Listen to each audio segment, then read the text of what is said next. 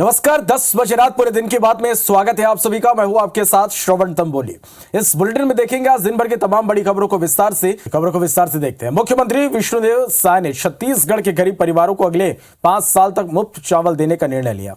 गरीब परिवारों को नए साल जनवरी से दिसंबर 2028 तक चावल निःशुल्क मिलेगा। मुख्यमंत्री के निर्देश के बाद खाद्य एवं नागरिक आपूर्ति विभाग ने इस संबंध में सभी कलेक्टरों को निर्देश जारी कर दिए हैं।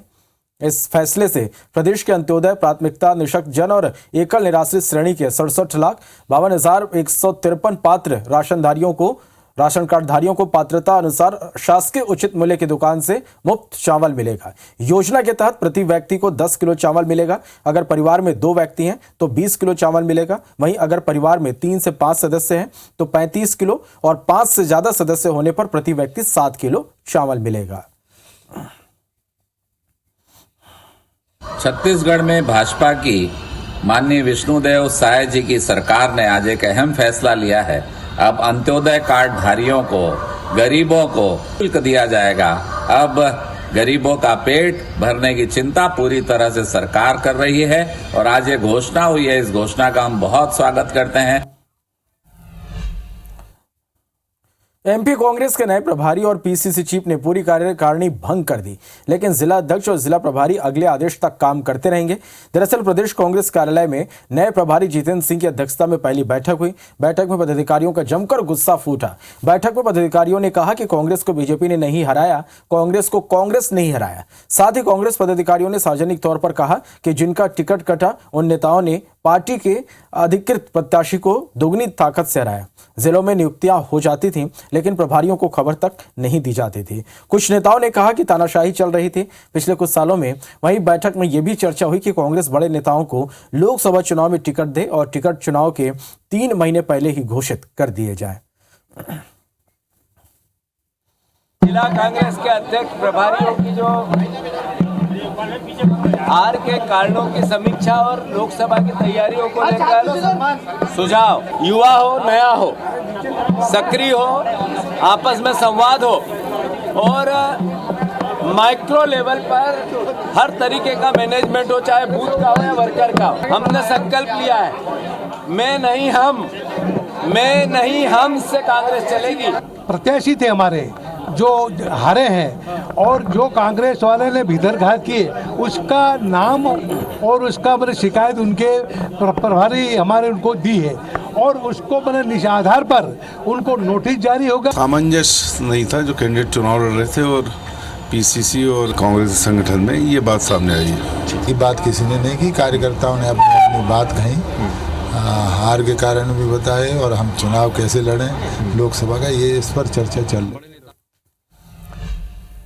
भोपाल पहुंचे कांग्रेस के नवनियुक्त प्रभारी जितेंद्र सिंह ने बड़ा बयान दिया। IBC 24 से खास बातचीत में जितेंद्र सिंह ने विभिन्न मुद्दों पर प्रतिक्रिया दी। उन्होंने संसद से कई सांसदों के निलंबन पर कहा कि आदेश के खिलाफ लंबे समय तक आंदोलन चलने वाला है। वहीं उन्होंने बीजेपी के मंत्रिमंडल विस्तार में सीनियर विधायकों को जगह नहीं दिए जाने पर तंज कसा। उन्होंने कहा कि मंत्रिमंडल में सीनियर को दरकिनार किया जाना दुख की बात है, जिसको लेकर बीजेपी ने पलटवार किया। बीजेपी प्रवक्ता पंकज चतुर्वेदी ने कहा कि कांग्रेस पहले खुद पर ध्यान दे, बीजेपी के नेताओं के लिए चिंतित होने की जरूरत नहीं है। जितेंद्र सिंह पहुंचे हैं, उनसे ही बात करने का अपन प्रयास जो है वो कर लेते हैं। सर, लोकसभा से 142 सांसदों को निलंबित किया जाता है और कहीं ना कहीं आप लोग पूरे देश में धरना भी दिया आपने जी। अब इसको लेकर आगे की क्या रणनीति रहने वाली है?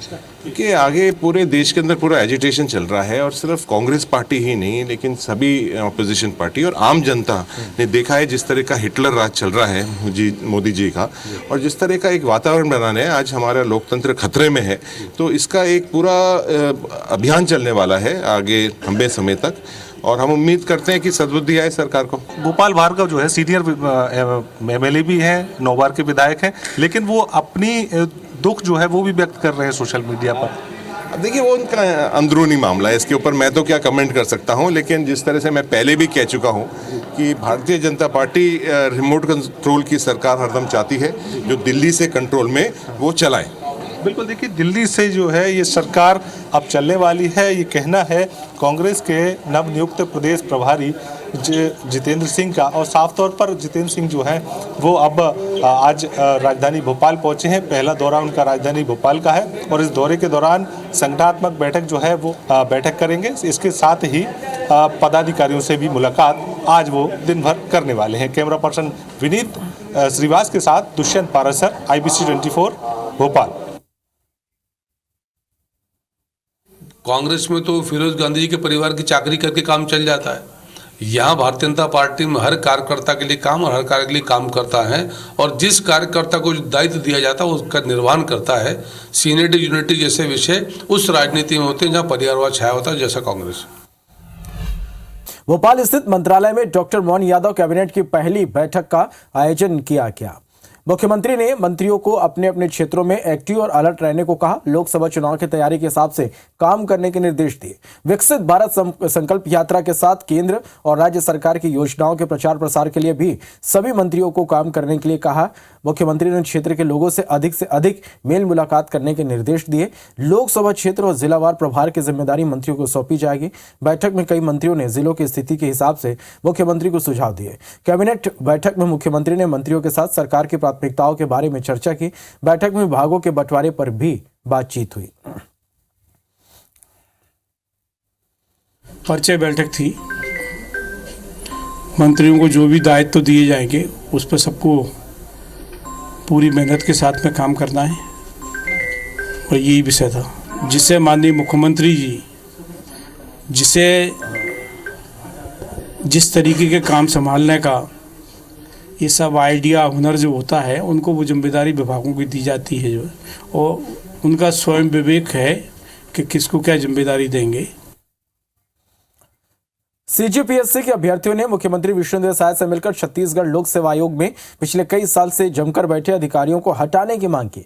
अभ्यर्थियों ने लिखित शिकायत की है। परीक्षा नियंत्रक आरती वासनिक, सचिव समेत कुछ अधिकारी पिछले 7 से 8 साल से छत्तीसगढ़ लोक सेवा आयोग में जमे हुए हैं और इनके कार्यकाल में भर्तियां हुई जिनमें जमकर गड़बड़ी के आरोप लगे। आयोग ने फिर से भर्ती निकाली है, इसलिए ऐसे अधिकारियों को हटाने की मांग की गई।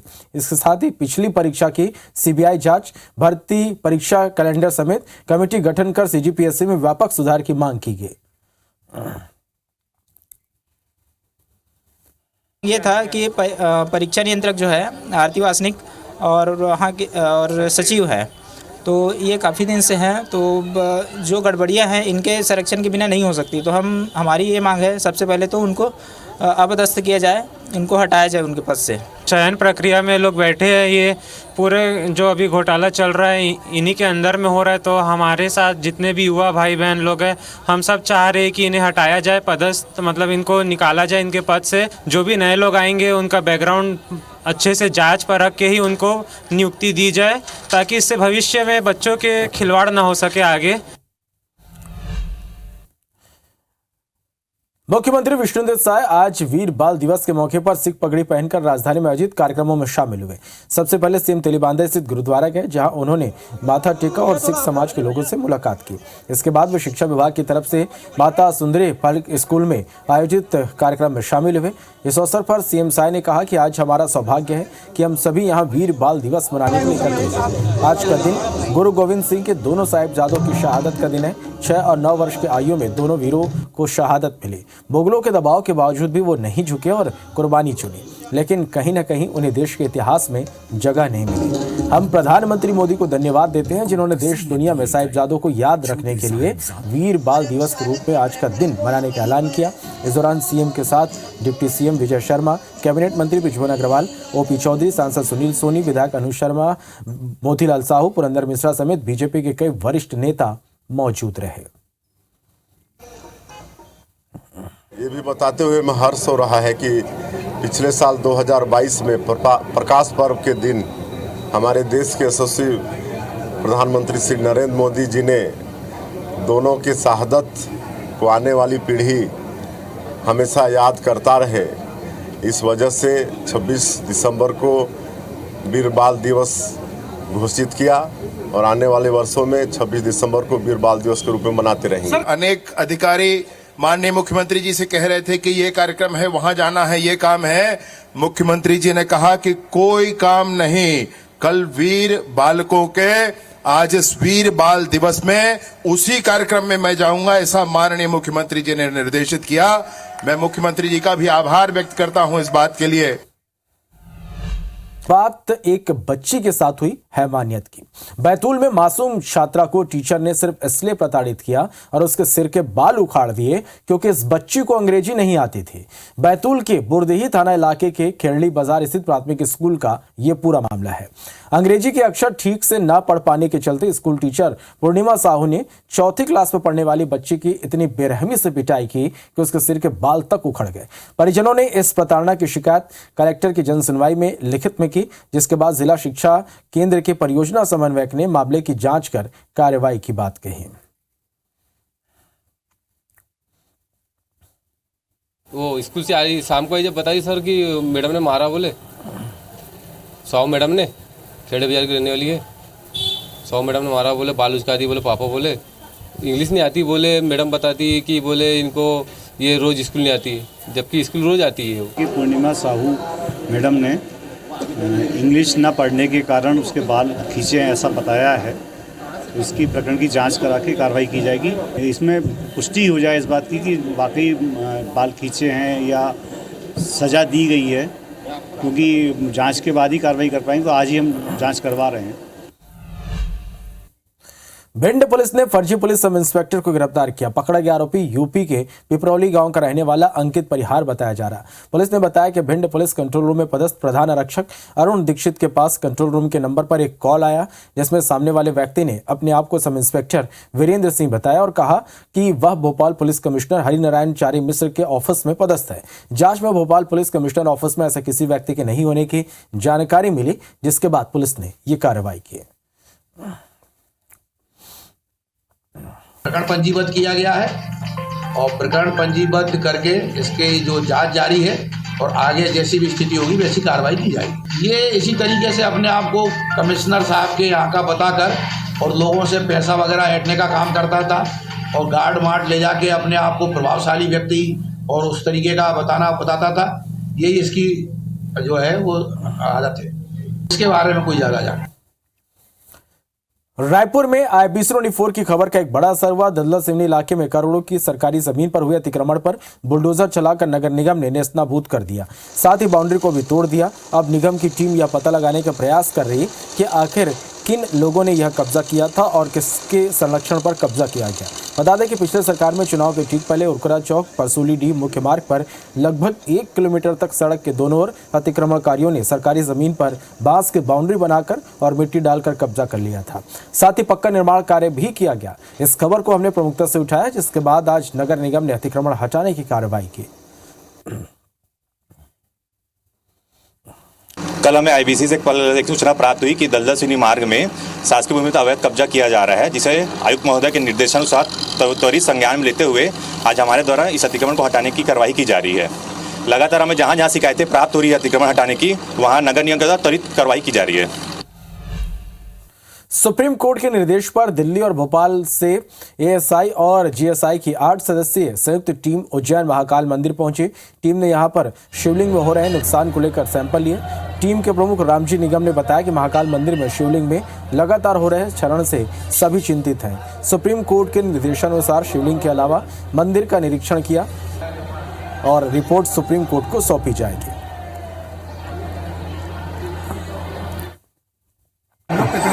आपके निरीक्षण के लिए आए हैं, तो माननीय उच्चतम न्यायालय के आदेश पर 4 लोगों की हमारी टीम है। सालाना निरीक्षण में हम लोगों ने निरीक्षण कर लिया है महाकाल ज्योतिर्लिंग का और सैंपल भी ले लिया है अलग अलग तरह के। अब इसकी हम बैठ के हम लोग समीक्षा करेंगे, उसके बाद माननीय उच्चतम न्यायालय पर इसकी रिपोर्ट सबमिट करेंगे। मध्य प्रदेश में विधानसभा चुनाव खत्म होने के बाद बिजली कटौती का दौर शुरू हो गया। बिजली विभाग ऐसे इलाकों में कटौती कर रहा है जहां उसका लाइन लॉस ज्यादा है, साथ ही बकाया रिकवरी करने में बड़ी मशक्कत करनी पड़ रही। उसमें तत्कालीन ऊर्जा मंत्री प्रद्युम्न सिंह तोमर का विधानसभा क्षेत्र भी शामिल है।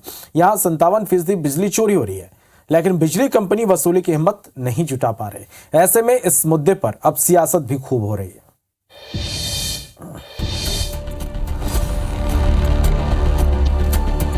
आधी से ज्यादा बिजली चोरी। पूर्व ऊर्जा मंत्री के इलाके में बिजली चोरी। विद्युत वितरण कंपनी के अफसरों को ग्वालियर शहर के उत्तरी जोन में उपभोक्ताओं को बिजली बेचने में पसीना आ रहा है। यहाँ कंपनी 42.76% बिजली बेच पा रही है, जबकि 57% बिजली चोरी हो रही है। शहर का उत्तरी जोन पूर्व ऊर्जा मंत्री प्रद्युम्न सिंह तोमर का क्षेत्र है। शहर में केवल सेंट्रल हिस्से में ही सबसे कम बिजली चोरी होती है, जहां बिजली चोरी का आंकड़ा 21% है। निरंतर काम करना पड़ेगा, चेकिंग करनी पड़ेगी। हुकिंग रिमूवल का काम चल रहा है। सुबह 6 बजे से लेकर 10 बजे तक अनेक क्षेत्र हैं जहां से हम हुकिंग रिमूव कर रहे हैं। काफी केसेस अभी बनाए हैं जो ई व्हीकल कॉमर्शियली लोग चार्ज कर रहे थे, चोरी से चार्ज कर रहे थे, उस पर बहुत सारा काम किया है। कंपनी का इंटेंशन सिर्फ ये है कि जो हाई लॉसेस फीडर हैं उस पर हमें ज्यादा एग्रेसिवली काम करना है। आइए जानते हैं कि अलग अलग जोन में बिजली चोर कंपनी को कितना नुकसान पहुंचा रहे हैं। ग्वालियर विधानसभा के बिरला नगर लधेड़ी क्षेत्र में सबसे ज्यादा चोरी और बकाया राशि के मामले हैं। बिजली कंपनी ने 1 दिसंबर से तानसेन नगर, बिरला नगर, लधेड़ी सहित अन्य जोन में बकाया वसूलने के साथ चोरी के केस बनाने शुरू किए। अब तक उत्तरी जोन में बिजली चोरी के 650 केस के साथ रोजाना 30 से 40 बकायेदारों की कनेक्शन काटने की कार्रवाई की जा रही है। इसके साथ ही अवैध तरीके से तार डालकर बिजली चोरी करने वालों के तार जब्त करने की कार्रवाई भी चल रही है। वहीं ग्वालियर शहर के दक्षिणी जोन में कंपनी 63.22% बिजली ही उपभोक्ताओं को बेच पा रही है। 36.78% बिजली चोरी में जा रही है। इसी तरह पूर्वी जोन में 55.34% बिजली कंपनी बेच पा रही है, जबकि 44.66% बिजली चोरी हो रही है। इस मुद्दे पर कांग्रेस और बीजेपी आमने सामने है। जो मंत्री बनेंगे उनसे निवेदन भी करूंगा कि इस बार पर पूरी तरह से इसको समस्या का समाधान किया जाए। चोरी रोकने की बात यहाँ तक हो, प्रोडक्शन अगर बढ़ाने की बात है तो वो हो, और कुल मिलाकर के अच्छी व्यवस्था बिजली की होनी चाहिए प्रदेश के अंदर। बिजली कटौती तो होनी है। ग्वालियर में 14,000 से ज़्यादा उपभोक्ता ऐसे हैं जिनके ट्रांसमीटर फूके पड़े हैं, मीटर नहीं बदल रहे हैं। मीटर नहीं है, मीटर के लिए लोग चक्कर लगा रहे हैं, आंकड़ित खपत दे रहे हैं। लोगों किस प्रकार लोगों को आंकड़ित खपत देकर उनको लूटा जाए, ये बिजली घर ने अपना उद्देश्य बना लिया है। ग्वालियर शहर सर्किल में चारों जोन में से 3 जोन में कंपनी को सबसे ज्यादा घाटा हो रहा है। ऐसे में कंपनी के अधिकारी फीडर वाइज कार्रवाई की तैयारी का मन बना रहे हैं। नासिर गौरी, IBC 24, ग्वालियर। बढ़ते हैं आगे। ग्वालियर में गंभीर अपराध के बाद जमानत लेकर घूम रहे अपराधियों पर नकेल कसने की तैयारी शुरू हो गई। पुलिस ने हत्या के प्रयास, दुष्कर्म और NS जैसे आदतन अपराधियों को चिन्हित करना शुरू कर दिया। CM मोहन यादव के निर्देश के बाद ग्वालियर पुलिस ने ऐसे 30 अपराधियों की सूची बनाई जिनको कोर्ट से जमानत रद्द कराने की तैयारी है। वहीं ग्वालियर चंबल संभाग के 8 जिलों की बात करें तो आंकड़ा कहीं ज्यादा है। ऐसे में हर जिले में अब ऐसे अपराधियों को सूचीबद्ध करना शुरू कर दिया है। ये जो आतंक अपराधी हैं जो जनरली अपराध में संलिप्त रहते हैं और उनमें से कई में इनको बेल पे बाहर आ जाते हैं पुराने गंभीर अपराध करके। तो शासन का ये था कि इनको ऐसा टारगेट किया जाए, अगर ये लगातार अपराध में बेल में आए हैं उसके बाद भी सक्रिय हैं आपराधिक कामों में तो इनकी बेल निरस्त करने की कार्रवाई की जाए।